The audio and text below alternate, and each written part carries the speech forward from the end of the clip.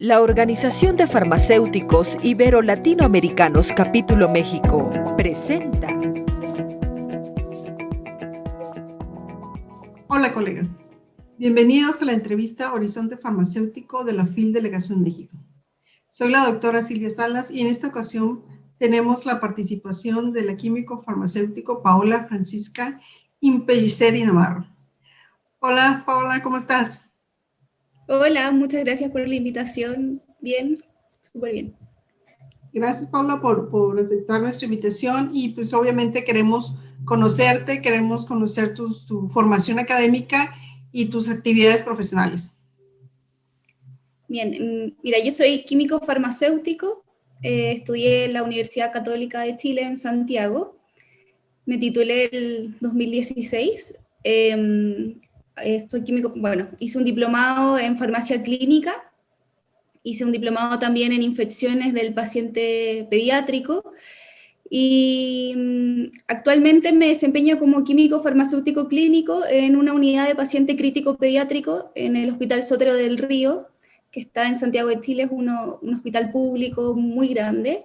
Y además soy docente también del área de farmacia clínica de la Universidad Andrés Bello. Esos son mis estudios. Oh, está muy interesante. Sobre todo esa actividad del paciente crítico pediátrico. Te lo comento porque aquí no tenemos, no hemos llegado hasta ahorita que un farmacéutico esté 100% en un área de ese tipo. ¿Nos podías más o menos compartir qué es lo que sería tu día a día en esa área? Sí, mira, yo soy parte de la unidad de paciente crítico, es decir, yo en este caso no pertenezco como a farmacia del hospital. En Chile tenemos quizás una división que a veces no es tan buena, pero existe lo que es la farmacia asistencial y lo que es la farmacia clínica. Y el farmacéutico clínico es un profesional que está inserto en el equipo de salud, al menos en el hospital donde yo trabajo. Entonces, mi día a día consiste en que yo llego directo a la unidad de paciente crítico pediátrico y participo junto al equipo de salud de la atención de los pacientes pediátricos hospitalizados con el fin de promover una terapia segura y eficaz. Entonces, es un trabajo colaborativo junto al equipo de médicos, kinesiólogos, enfermeras, que son como un TENS, que son miembros fijos de la unidad, y también el resto de profesionales que hacen interconsultas. En cuanto a mi día a día, en el fondo yo llego a la unidad, hacemos la entrega de turno todos juntos, nos comentamos qué es lo que ha pasado con el paciente, y en el fondo yo voy haciendo un análisis de la farmacoterapia de cada uno de los pacientes que están hospitalizados en búsqueda de resolver cualquier problema relacionado a un medicamento que pueda haber, a tratar de asegurar una terapia efectiva, disminuir el riesgo de efectos adversos, hacer farmacovigilancia activa estando en el servicio, y eso te permite hacer una monitorización del paciente, porque tú no lo ves a través de una ficha clínica, sino que tú ves al paciente en el día a día cómo va evolucionando. Y una vez que, se hace un análisis de cómo está la situación diaria, mi trabajo consiste básicamente en entregar sugerencias tanto al equipo médico como al equipo de enfermería. Al equipo médico principalmente en cuanto a ajustes de la farmacoterapia, ajustes de dosis. El paciente pediátrico es una población muy variable. Nosotros vemos pacientes desde los 7 días de vida a pacientes de 18 años, pacientes que pueden pesar desde 2 kilos hasta 120 kilos. Entonces, eso también explica mucho por qué es útil el rol de un farmacéutico clínico, porque yo creo que en una UCI pediátrica te vas a encontrar con la mayor variabilidad de pacientes que te puedes encontrar. Entonces, eso en parte como lo que hago con el equipo médico, principalmente sugerencias sobre el ajuste de la farmacoterapia, y junto al equipo de enfermería vemos cosas relacionadas a cómo se preparan los medicamentos, sobre todo cuando llegan quizás medicamentos que no son tan conocidos para el equipo de enfermería, compatibilidad de distintas soluciones intravenosas, diluciones en contexto, por ejemplo, de restricción de volumen, que eso también es algo muy común en pediatría. Pacientes chiquititos no los podemos llenar de fluidos intravenosos, entonces ahí tenemos un poco que trabajar dentro de los márgenes que nos permite cada medicamento. Interacciones también relacionadas a la infusión. Los pacientes pediátricos tienen un lecho capilar que cuesta mantenerlo, muchas veces tienen pocos accesos, y nos pasa que tenemos un paciente con 10 medicamentos, 15 medicamentos, muchos de ellos intravenosos, a pasar a la infusión continua y no nos dan los accesos. Entonces ahí tenemos que hacer un trabajo junto al equipo de enfermería. La gracia de estar en el servicio es que el trabajo es súper colaborativo. Ustedes están dentro del área específicamente, no les hablan, sino tú llegas al área de pediatría intensiva. Claro, mira, no todos los hospitales funcionan de la misma forma, pero en mi caso en particular, yo sí soy parte del equipo de la UCI pediátrica. Entonces, a mí no me hacen interconsultas de la UCI, sí quizás de repente de otros servicios de pediátrico, sala básica pediátrica, oncología también, pero yo estoy día a día en la UCI, viendo a los pacientes junto también al equipo médico. El equipo multidisciplinario. No, pues es muy, muy interesante, ¿no? Porque la UCI, como bien lo dices, tienes pacientes desde muy pequeños hasta ya grandecitos con diferentes volúmenes de distribución y todo ese tipo de situaciones. En el caso de los pacientes pequeñitos, ¿cómo manejan ahora sí que las dosificaciones? Porque ya ves que por lo regular a veces tienen que usar los medicamentos off-label para ajustar ciertas situaciones y más en pacientes críticos. Sí, bueno, en pediatría más del 50% de los medicamentos que utilizamos son fuera de la aprobación que tiene el fabricante. En realidad tampoco, si nos basáramos solo en los medicamentos que están aprobados para la población pediátrica, nos quedamos sin arsenal, y mucho más si hablamos de pacientes neonatos. Entonces, el tema de la dosificación también es un desafío. Tenemos que tener muy en cuenta cuáles son las características farmacocinéticas de nuestro paciente. Muchas veces en pediatría tenemos que extrapolar información que viene del paciente adulto y tratar de adaptarla según los cambios farmacocinéticos que nosotros vemos en nuestros pacientes. Y bueno, eso también es algo importante, parte de lo que hace el farmacéutico clínico, siempre monitorizar los regímenes de dosificación. También en general las edades extremas son las que llevan a mayor tendencia de error de medicación, los pacientes ya neonatos, muy chiquititos, o los pacientes adolescentes, que muchas veces las dosis de pediatría son en miligramos por kilo, y si uno no maneja bien las dosis tope, es muy común que te podrías pasar. Entonces, algo como fundamental en mi día a día es tratar de velar porque cualquier error de medicación que se produzca, atajarlo antes de que alcance al paciente. Eso es como una búsqueda activa, y bueno, y también dentro de la parte del ámbito de calidad del labor de un farmacéutico clínico es también hacer como todo este registro de errores de medicación, establecer protocolos que puedan ayudar al personal a hacer también más fácil el trabajo y el día a día. Y para esos medicamentos fuera de uso, tienen ya, me imagino, protocolos y todo bien sistematizado, de tal manera que como acabas de mencionar, se minimicen los errores si llega cualquier otro personaje ahí. Sí, en realidad es poco, no vamos viendo si cada uno de los medicamentos tiene aprobación para pediatría o no, porque como te diría, en realidad no es un filtro muy bueno para los medicamentos que tú usas en la población pediátrica. Algo importante es estar siempre considerando la nueva evidencia, los reportes de otros centros, viendo nueva información para establecer un régimen adecuado de dosificación. Si bien aunque no estén aprobados, también existe harta literatura al respecto, pero cualquier paper que tú leas de pediatría, al final en la conclusión te va a decir que hace falta más información para la población pediátrica. Así que otra cosa súper importante es que una vez que tú estableces un régimen de dosificación, es la monitorización activa y la farmacovigilancia activa para disminuir la probabilidad de efectos adversos, y si estos ocurren, hacer algo a tiempo. Eso también es algo como súper importante, sobre todo considerando la falta de estudios que existe en esta población. Bueno, y añadiendo también existe falta de estudio respecto a los regímenes de dosificación, pero también respecto a las vías de administración y las formas farmacéuticas, porque la mayoría de los medicamentos que nosotros utilizamos en una unidad de cuidados intensivos pediátricos no están diseñadas específicamente para el paciente pediátrico.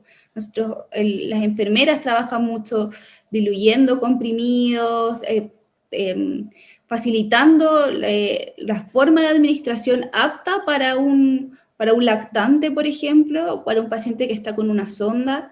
Entonces, vamos transformando los medicamentos un poco de forma que los podamos utilizar, y ahí también existe un trabajo colaborativo importante para evitar que pierdan la efectividad que ya han demostrado. Y ahí, por ejemplo, en tu área de pediatría, ¿cuántos farmacéuticos laboran? ¿En pediatría? Uh-huh. Como farmacéuticos clínicos, en el hospital donde yo trabajo estoy solo yo. Yo estoy específicamente en la UCI y hago algunas horas también en oncología pediátrica. Pero, bueno, mi hospital tiene un bloque pediátrico aparte, un poco como del bloque adulto, y ahí también hay un farmacéutico que está en la farmacia satélite de pediatría, y él también entrega mucha ayuda respecto al uso de medicamentos, pero en su función también es un poco más reactiva a las consultas del resto de los profesionales. Entonces él está él que está en la farmacia y estoy yo que estoy en el servicio. Pues muy, muy interesante. En estos momentos que se ha venido lo de, ya casi estamos, ¿no? Estamos un año de la pandemia del COVID, ¿cómo cómo tuvieron que reestructurar? Porque si de por sí son pacientes complicados, pacientes críticos, y ahora con esto, ¿cómo hicieron esa reingeniería para poder apoyar al paciente? Fue una situación súper compleja porque a nosotros específicamente como unidad de cuidados intensivos pediátricos, la pandemia implicó que tuviéramos que ampliar un poco los pacientes que estábamos recibiendo, y en un momento, considerando la saturación de todo el nivel de salud de la UCI adulto, también tuvimos que reestructurarnos y recibir pacientes adultos. Uh-huh. Eso fue un desafío súper importante. Fue complejo también tener un paciente de 50 años al lado de un paciente de un mes. Era una imagen como muy impresionante de ver en esos momentos, y nos tuvimos que adaptar a trabajar con todo tipo de pacientes. Y yo creo que lo que destaco como algo positivo de la pandemia fue que todos nos unimos mucho, todos trabajamos, estudiamos, porque nadie era experto en el tema de coronavirus. Entonces, tanto a nivel de la misma UCI pediátrica como a nivel de todos los farmacéuticos, se hizo un trabajo súper colaborativo para empezar a estar al tanto de la nueva evidencia. Los papers que aparecían cada día eran muchos, entonces también hicimos un trabajo colaborativo de capacitación, que eso fue súper importante para ayudar a enfrentar la pandemia y esta variabilidad de los pacientes que teníamos.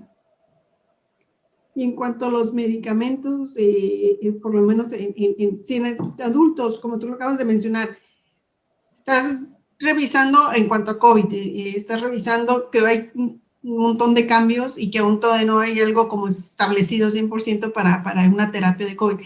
En los niños, o sea, imaginarte ese panorama se me hace un poquito complicado. ¿Cómo lo solventaron? Bueno, en cuanto al paciente pediátrico, la evidencia era mucho menor. Uh-huh. Por suerte, la probabilidad de que un paciente COVID pediátrico se complique respecto a un paciente adulto es mucho menor. Más que nada, el manejo es ventilatorio principalmente, más que farmacológico. Nunca intentamos activamente alguna de estas terapias experimentales como hidroxicloroquina, lopinavir. En algún momento se pensó, pero quedó más restringido al paciente un poco más grande. Sí, ya cuando empezamos a recibir más adolescentes, los adolescentes principalmente fueron el grupo etario que presentó mayores complicaciones por el COVID. Uh-huh. Y bueno, ahí fue fue un trabajo complejo buscando la evidencia, porque los adolescentes también son una población muy olvidada de los estudios. Entonces, día a día viendo cómo manejábamos el tema de la sedación, tiene una farmacocinética distinta. Muchas veces, y algo muy particular de los adolescentes, es que si tienen un metabolismo mucho más rápido, por lo tanto, a veces requieren dosis mayores que las de un adulto. Entonces, eso Sí. también fue complejo, manejar nuestros arsenales, la cantidad de medicamentos que estábamos utilizando, también por el contexto de desabastecimiento mundial. Establecer protocolos, creo que algo que nos sirvió harto fue empezar a protocolizar. Protocolizar la sedación, protocolizar la monitorización, monitorización de abstinencia también, luego de que el paciente estaba sedado por estar en ventilación mecánica invasiva, el delirium. Una vez que empezamos a protocolizar, todo esto se fue ordenando mucho más. Eso fue como lo principal que pudimos resolver para ordenarnos con el tema de la pandemia. Sí, pues ahorita se complicó con tantas situaciones. Paula, ¿y cómo, digo, yo te veo súper joven y súper activa y leyendo tu currículum tienes muchas cosas que has hecho. ¿Cómo llegas tú ahí a trabajar en un área con pediatría, pues con pacientes críticos?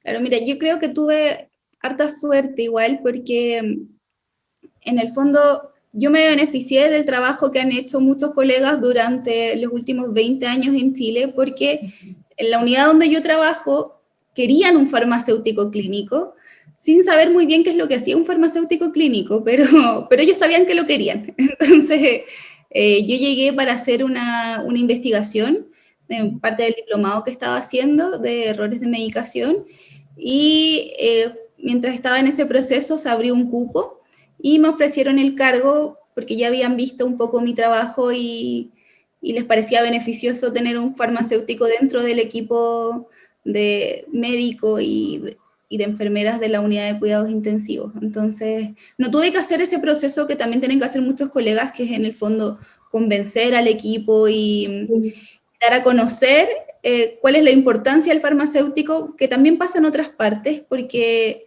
eres un profesional aparte, no vienes a hacer el trabajo de los médicos ni el trabajo de las enfermeras. Es como un poquito de cada cosa, pero también tienes tu rol de farmacéutico que le viene a dar un plus a la unidad, yo encuentro. Sí, y aparte como que eres el puente, ¿no? Porque a veces enfermería tiene más confianza contigo que con el médico y tú puedes hacer esa intervención o interrelación con el médico, entonces ya se hace el match. No solo entre el equipo médico y el de enfermería, sino que también siento que es muy importante la conexión que uno tiene con farmacia. Conocer el arsenal farmacoterapéutico que maneja el hospital, conocer los procesos administrativos, ayuda a agilizar harto el trabajo del día a día. Entonces, es súper importante que no se pierda, aunque yo o un farmacéutico clínico esté en el servicio, nunca se pierda la conexión con farmacia central. Y el tema de dispensación de medicamentos, porque ahí se optimiza mucho más la labor del día a día. Entonces, eso yo creo que es de gran utilidad para el servicio. Sí, y sobre todo para apoyar al pacientito con el que estás comprometida, ¿no? Vamos a ver unas preguntas de los por qué. ¿Por qué fuiste o quisiste ser farmacéutica? Mira, yo hace tiempo, cuando me planteé la idea de estudiar química y farmacia, fue principalmente por un rol social, porque quería ayudar a las personas desde un área que quizás no fuera tan común y que involucrara también un conocimiento científico importante. A mí me gustaba harto la ciencia, harto la química, pero quería orientar eso también en ayudar a las personas. De hecho, a mí inicialmente me gustaba mucho el área de investigación, porque quería descubrir nuevos medicamentos que pudieran ayudar a superar ciertas patologías. Y en el proceso también descubrí esta área de farmacia clínica, que tiene un rol mucho más directo con las personas, mucho más directo con el paciente. Y me gustó ver que con pequeñas intervenciones muchas veces puedes generar un cambio muy importante en la prevención y promoción de la salud de las personas. Y fue por eso también que decidí dedicarme a esta área en particular. Y sobre todo porque te presentaba un reto, ¿no? A como estás mencionando. Ahora, Sí. Ya nos comentaste cómo llegaste ahí al área a trabajar, ¿no? En el área de pacientes críticos, pediátricos. Pero ahora, ¿por qué te llamó la atención esos pacientes en pediatría, ¿no? Porque obviamente ustedes tienen un campo donde ya el farmacéutico clínico pues, se ha desarrollado. Entonces, a ti, como farmacéutica, y te digo, con mucha juventud, ¿por qué te llamó la atención ese tipo de pacientes? El área de pediatría, creo que lo que más me llamó la atención inicialmente es que era un desafío, porque es como un nicho muy particular. Uh-huh. Implicaba formarse primero en cosas básicas del adulto y luego como progresar un poco más a las particularidades del paciente pediátrico. Entonces me llamaba la atención eso, que era un polo que quizás no había sido tan desarrollado como en el intensivo adulto. Y a la larga ha sido beneficioso porque, bueno, somos pocos los que nos dedicamos al área de pediatría, entonces tenemos también un grupo mucho más cercano donde nos vamos retroalimentando entre nosotros, y porque pediatría tiene la gracia quizás de que como no hay tanta evidencia, eso te hace pensar mucho más, elaborar mucho más, porque tienes que en algunas ocasiones ponerte creativo y buscar una solución en pro del paciente. Y otro de los porqués, ya nos vamos a salir, docencia. ¿Por qué te fuiste a la docencia? Yo sé que te gustan, nos acabas de comentar la investigación, pero ya tenías mucho trabajo acá, ahora ¿por qué la docencia? Bueno, porque un poco lo que me gusta de la docencia es que te permite expandir un poco el rol del químico farmacéutico a los nuevos colegas, este rol que yo te decía que es bastante particular en pediatría, te permite dar a conocer que nuestro campo de posibilidades va mucho más allá de lo que pensamos quizás cuando estamos en pregrado. Y la capacidad que tenemos de ayudar a otros existen en distintas esferas de la profesión. Y una de ellas es la farmacia clínica y el ejercicio en una unidad de cuidados intensivos pediátricos. Entonces, siento que ha sido súper interesante ver cómo los farmacéuticos, los estudiantes de química y farmacia se empiezan a encantar de distintas áreas y empiezan a conocer que el conocimiento que ellos tienen teórico, porque creo que en la carrera de química y farmacia pasa que tú los primeros 4 años es solo teoría. Uh-huh. Y muchas veces no sabes para qué eso te va a servir en el futuro. Entonces, aplicar esta teoría en un caso real, de un paciente real y ver los resultados es súper enriquecedor para nosotros como docentes y también para el alumno. Como que le hace ver que todo lo que estudió tiene un sentido y es útil. Y siento que eso es bastante particular de la carrera, porque en otras carreras, por ejemplo, enfermería, parten con campos clínicos muy temprano, y nosotros muchas veces, incluso hasta el último año de carrera, no le sacamos el 100% de partido a todos los conocimientos que tenemos que son hartos. O sea, sacar la carrera tampoco es tan fácil, requiere harto estudio. Entonces, eso es lo que me gusta principalmente. Es que bueno que apoyes ahí a los estudiantes, porque como bien dices, se la pasan estudiando y a veces, o a veces, bueno, sucede en algunas universidades, en varios países de aquí, que los maestros son teóricos y que a veces no están en campo. Entonces, el hecho de que tú estés en campo y vean que en realidad sí es aplicativo todos sus estudios, pues obviamente es un aliciente. Y qué bueno que en Chile y aquí también ya se está dando en México, que los maestros tengan su actividad profesional en ya lo que llamamos nosotros campos, ¿no? Ya en la farmacia clínica, en los hospitales o en las comunitarias.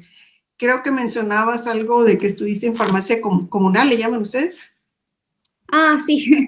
Sí, yo justo cuando salí de la universidad trabajé en una farmacia comunal, que es una farmacia que cada comuna tiene esta farmacia que es más bien solidaria Y la gracia que tienen estas farmacias es que no tienen, el modelo de negocio es secundario y no es de preocupación del químico farmacéutico. Entonces el químico farmacéutico en este tipo de farmacias está enfocado solamente en velar porque la dispensación y la entrega de los medicamentos proporcione la mayor cantidad de información, sea segura para los pacientes. Entonces ahí, creo que ahí también empezó un poco como mi gusto por este tipo de farmacia clínica, porque tu principal misión era trabajar con los pacientes, no que te compraran medicamentos, no promover nada. Entonces, velabas por educar mucho adulto mayor, esa parte era muy, muy interesante, y además hacer un poco de también educación con el equipo de TENS que estaba en ese caso dispensando los medicamentos. Entonces fue una experiencia súper buena haber trabajado ahí. Y que te ayudó ahora para extrapolarle a lo que estás trabajando. Paula, pues te agradecemos mucho este tiempo. ¿Algo que quieras compartir, algún comentario final? No, agradecer la invitación. Espero que quizás esta área, que si a alguien le llama la atención, promover el ejercicio del químico farmacéutico clínico en pediatría. Todavía tenemos mucho campo por abordar. Ya siento que ya hemos avanzado harto en el paciente adulto, pero nos quedan varias poblaciones especiales en las que podemos ir tomando campo, y quizás hacer un llamado a quienes les interesa esta área y puede que no se atrevan a cualquier granito de arena al final es útil para nuestros pacientes, así que atreverse y a suponer de nuestra parte. Bueno, a nombre de la FIL Delegación México, Paula, te damos las gracias por este tiempo. Las puertas están abiertas. Cualquier situación que quieras compartir con nosotros, estamos encantados de poder hacerlo. Y pues obviamente a los que nos vayan o que nos siguen viendo en estas entrevistas, su agradecimiento. Yo soy la doctora Silvia Salas, me despido con un abrazo y, como decimos nosotros, farmacéutico forever. Hasta pronto. Chao. OFIL Capítulo México, conociendo el trabajo del farmacéutico. Gracias por seguirnos.